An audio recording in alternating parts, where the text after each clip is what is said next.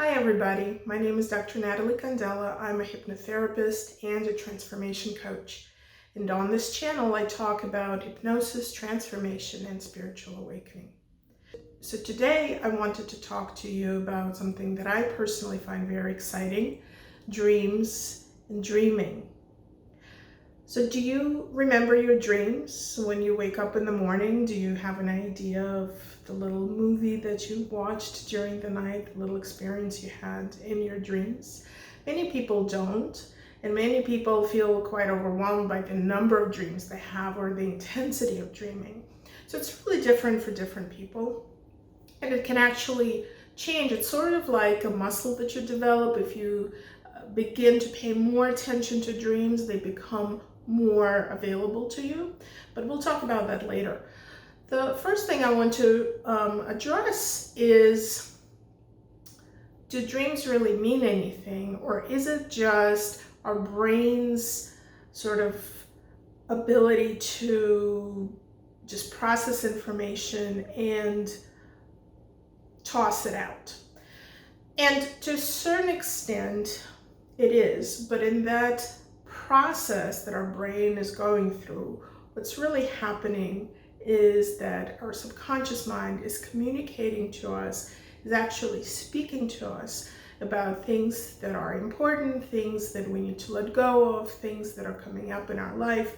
So there is a very important conversation that's happening throughout the night. And often when we get up and move into the conscious state, we kind of either dismiss it or forget it or don't really understand what it means. So I have been working with dreams for many years, and when I first started, which was about 30 years ago, all I knew about dreams was that I didn't understand them. And so the way I started trying to understand them was to go to dream dictionaries, which were sold in bookstores, probably still are. And the dream dictionaries would, just like any dictionary, would give you the symbol and then would give you an explanation. So if you dream of a car, it means this. If you dream of a bridge, it means this.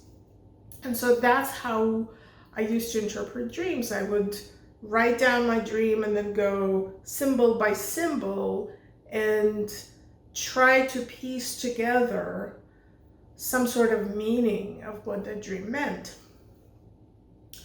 Well, what I found many years later is I developed a deeper understanding of dreaming and learned from different sources, is that dream dictionaries, while they may contain some wisdom in terms of archetypal sort of themes and archetypal symbols, they cannot really be very helpful because each dreamer develops his or her personal dictionary, so to speak. So, for example, if I dream of a dog, and let's say I've had a dog, or I dream of this specific dog that I had, and dogs are just the love of my life, and they are very important to me, then that symbol, if it's a symbol, if it's not an actual dog that I had, but if it's a symbol, it may mean something very specific to me. It may represent to me loyalty, love, friendship, caring. It may represent a loss if I just lost a dog. So it may mean a number of different things that are meaningful within the context of my life.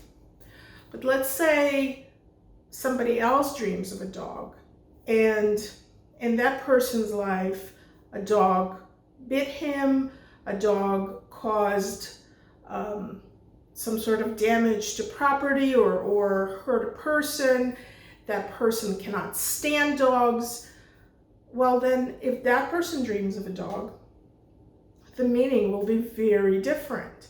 But if you go to a dictionary, it doesn't really give you a variety of meanings. It doesn't have that flexibility, really. I mean, to be fair, it doesn't have the flexibility of presenting every possible variation of meaning, because really every possible combination depends on every possible dreamer and the representation that that symbol carries within the context of their personal life.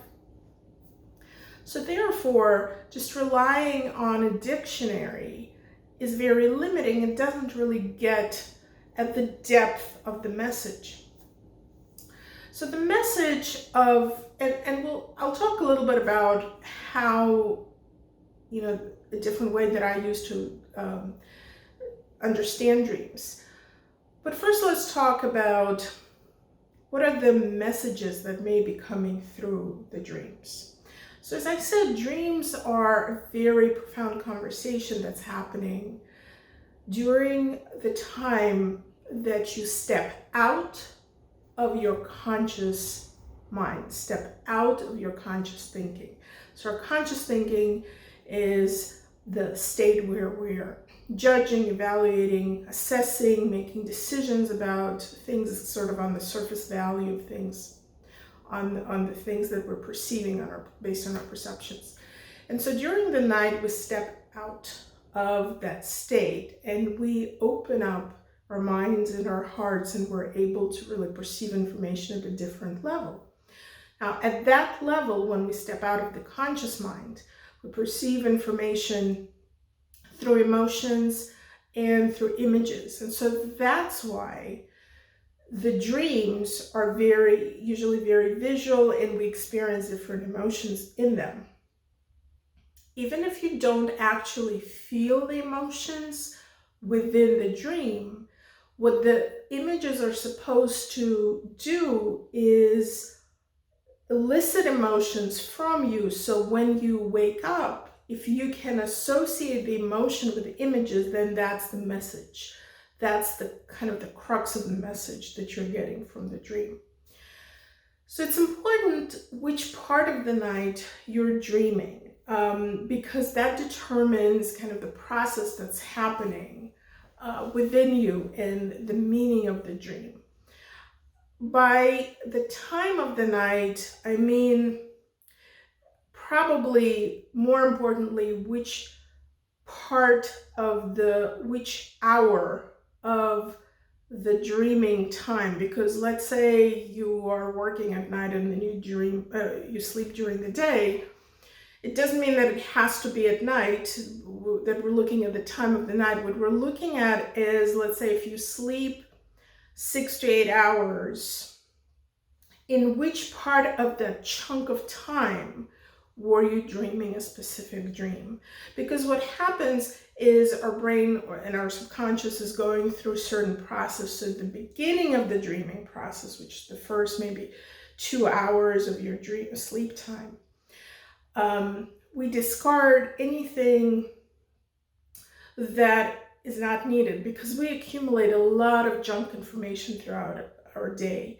As we look at things, as we hear things, our brain records everything.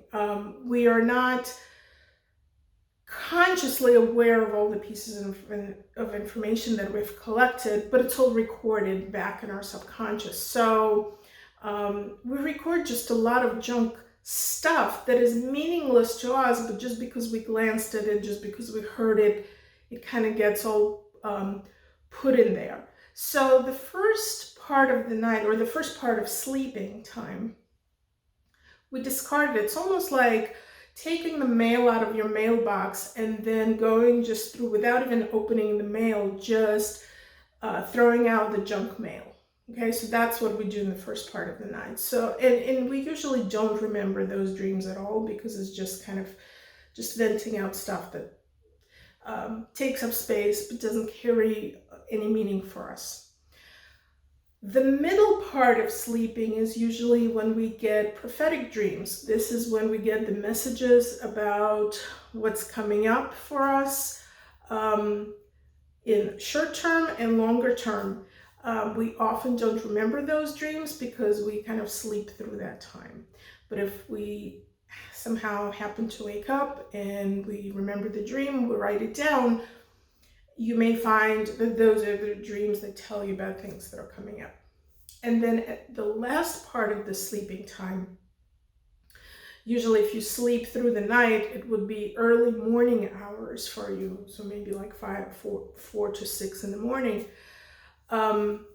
That's when our subconscious mind begins to vent the things that are not helpful anymore, that we have outgrown, that we need to let go. So these may be some sort of emotional issues that we're dealing with, some sort of things that are holding us back, like fears, doubts, things like that. So the dreams in that part of the sleeping time will deal with those types of issues. So I use dreams within my hypnotherapy practice because what it tells me, what it helps me with, it tells me what issues the client is still holding on to, and the subconscious mind of the client is basically guiding me and telling me, this is what they need to let go. This is what's still lingering in the background. This is what's time to release. And so then I can, shape the hypnotic approach to help them deal with that issue. So dreams are very important in my practice. But I also do dream interpretation just separately because it's so much fun to do, and it really helps people understand certain things in their life that they didn't even know they were going through.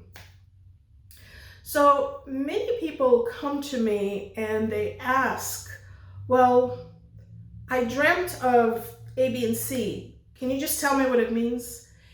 And unfortunately, they may think that I'm being difficult, but I have to tell them I really can't, because again, the symbols that your dream is presenting, first of all, I don't even know if they are symbols or if there is literal meaning in the dream, because that's also possible.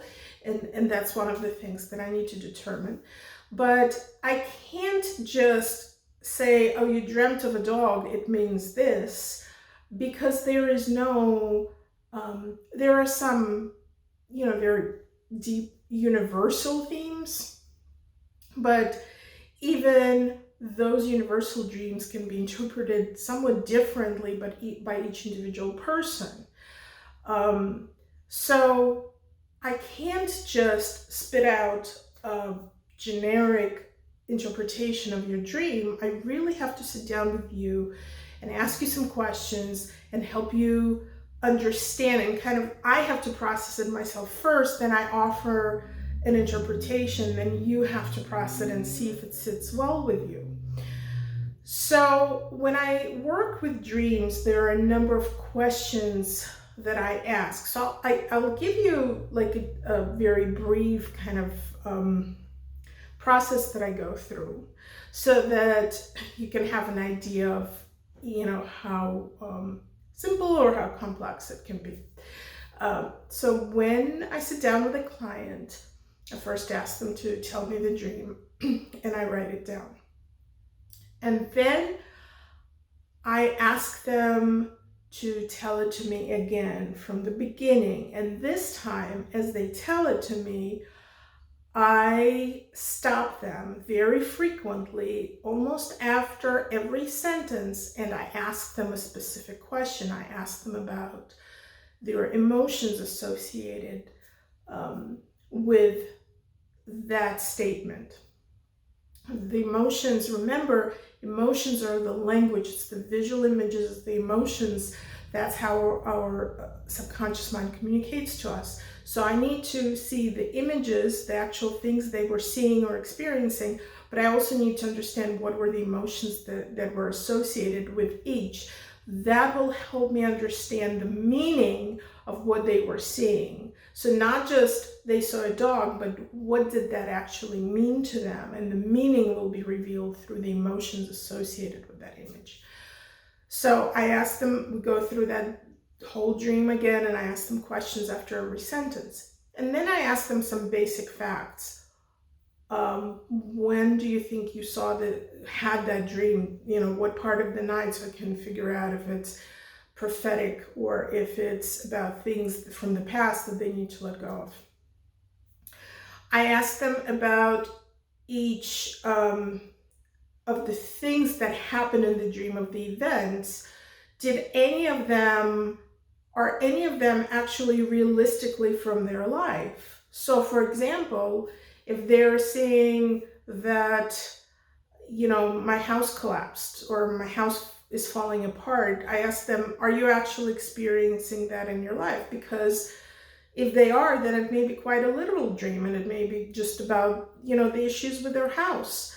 But if it's not, then what does the house represent? So then it becomes a symbolic representation. So I have to understand if the dream is literal or symbolic. I have to understand if it's about the future, if it's about the past. I also ask them about, we need to establish a timeline. When did they dream it, and what significant events took place within a window, maybe 1 to 3 days prior to the dream, because that informs the significance of the symbols and the events in the dream. So I have to understand all of those things. And then I begin, and there may be some other questions that I ask, but then I begin to go through the dream on my own and start interpreting it sentence by sentence, but now replacing the language that the client gave me with the language of the emotions and the events in their lives. So it feels to me like I put my hand in the sock and then I just pull it out, and sort of I begin to invert the dream. I begin to translate it from what it appeared to be to the meaning that's behind those sentences. And so when I then read the interpretation to the person, it reads almost like something parallel, but something somewhat different from the dream, because I no longer use the specific language they said, but it's almost a sentence by sentence translation using the emotions and their personal context of life to tell the same story. And I find that people become often quite astonished, because it almost like there was something that was hiding behind a curtain, and now it becomes transparent. They're like, oh my God, that really is what it's about. This is about my life. So these messages can be, and usually are, very profound. Subconscious mind often communicates to us about the things that it's time for us to heal. It gently tells us, the things that we need to hear, but in a very symbolic way, so we don't quite understand it unless we interpret the message. But the message is usually, you're powerful, you're holding on to fears, it's time for you to let go, this is what's holding you back. It's very much connected to the person's life, because it comes out of the symbols of the person's life, and it comes out of the events of the person's life. That's why we need to know within a short window prior to the dream, what were the events that were kind of uppermost on the person's mind. So one of the things about the dreams that's very important is to remember when the dream was had, and then to write down what were the events that were happening prior to the dream. So let's talk about kind of how to record your dreams and gather the important information, right? So as I said, the first thing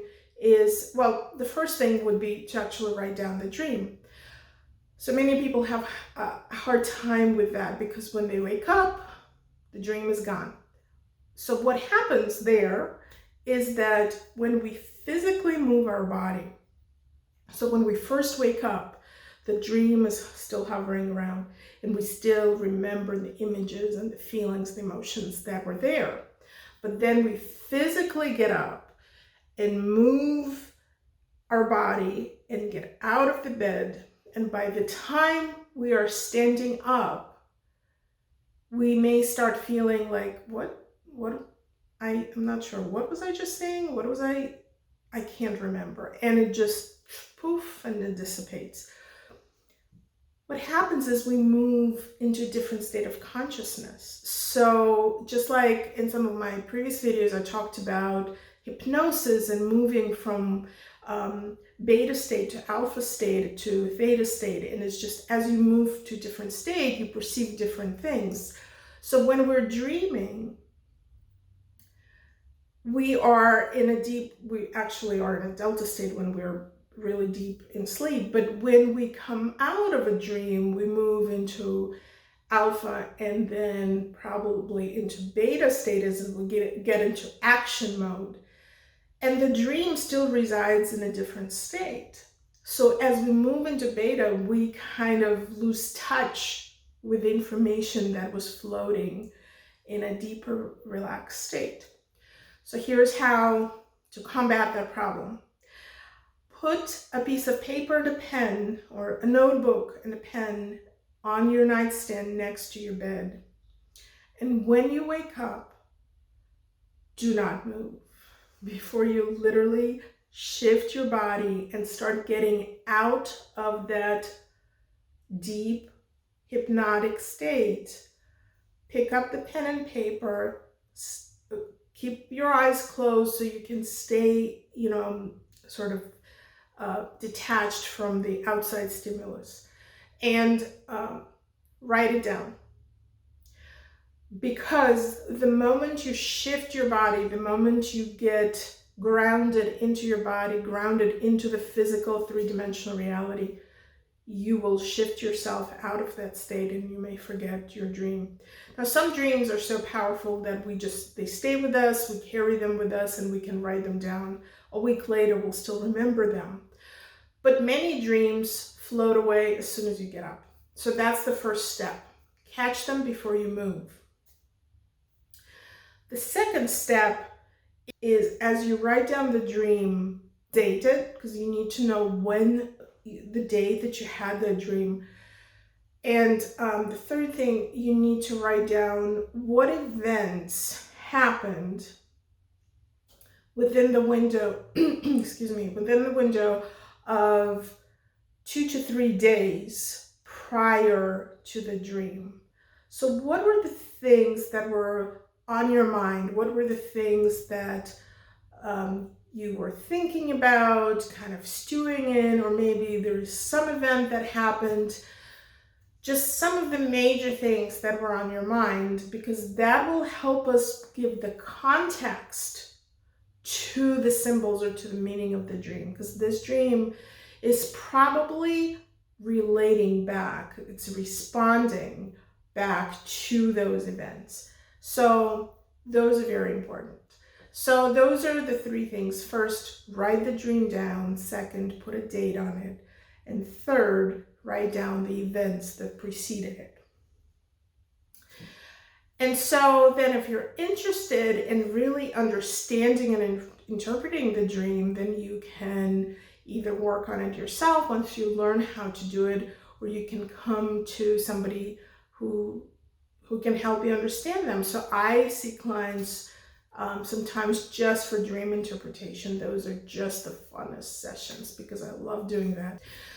So I hope you enjoyed this discussion about the dreams. I hope you learned something new about them. I hope it inspired you to write down your dreams and really look at the messages that your subconscious mind sends you, and get that conversation going, become a more conscious participant in that conversation. So if you're interested in learning more about your dreams, please visit my website, Awakened Hypnosis, send me a note, and schedule a session. If you have a dream that you'd like to interpret, I'd love to help you do that. Also, please don't forget to like this video and subscribe. And if you leave a comment, it will really help me spread the message to other people. Also, please feel free to give me ideas for future topics that I may address in the videos. And thank you for listening to this video.